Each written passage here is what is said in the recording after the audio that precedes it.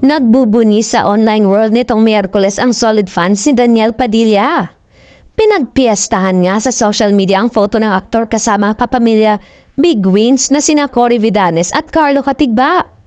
Napakalakas ng ugong-ugong na muling gagawa ng pelikula si Daniel sa Star Cinema kasama ang iba pang malalaking artista. Alat na nga sa ex na isa raw na magiging co-star ni DJ ay si Bel Mariano. Ang bongga kapag nagkataon na matuloy yun, di ba? Kung magkasama ngayon sina Atrin Bernardo at Donnie Pangilinan sa Pilipinas Got Talent, Season 7. May Daniel at Bel naman palang proyekto na dapat abangan. How exciting nga daw nang nangyayari ngayon sa mga stars ng ABS-CBN.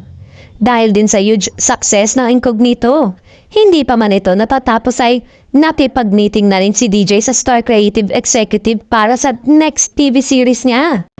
Ang daming ang ganap ni DJ this year. Nakapag-record na rin siya ng mga bagong kanta niya. Abang-abang din ang mga fans niya sa launching nito. Hopya nga rin ang mga fans na sana matuloy na raw ang inaabang malaking concert ng aktor. Nabitin kasi ang fans sa mga mini-concert at shows na ginawa niya last year.